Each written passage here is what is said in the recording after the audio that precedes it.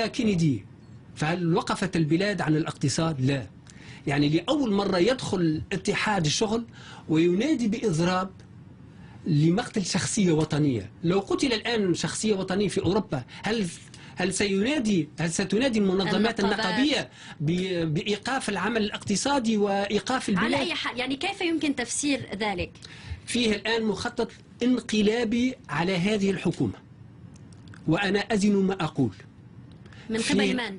فيه مخطط انقلابي، والذين من وراء اغتيال شكري بالعيد المستهدف هو الثورة التونسية. من برأيك؟ التونسيون ليسوا أغبياء. التونسيون ليسوا أغبياء.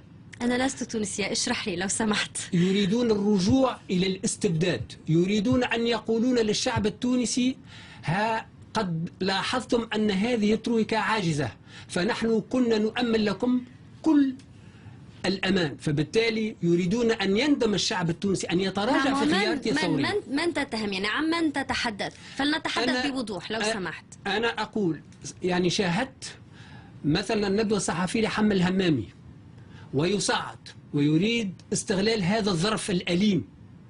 إذا تقول أن حمل الهمامي يعني اغترب واستمعت للبيجي قايد السبسي وهو يقول لا لم أقل أنه من وراء، واستمعت قلت إلى البيجي بأن قايد من السبسي. قتل بالعيد هو يعني يحاول الانقلاب على الحكومة وهو المستفيد، يعني وهو المستفيد. من؟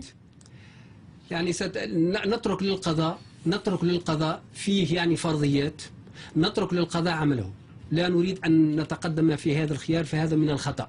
لكن الشعب التونسي لابد أن يعرف أن المستفيد من مقتل المناضل شكري بالعيد هم أعداء الثورة، أعداء الحريات، أعداء الديمقراطية.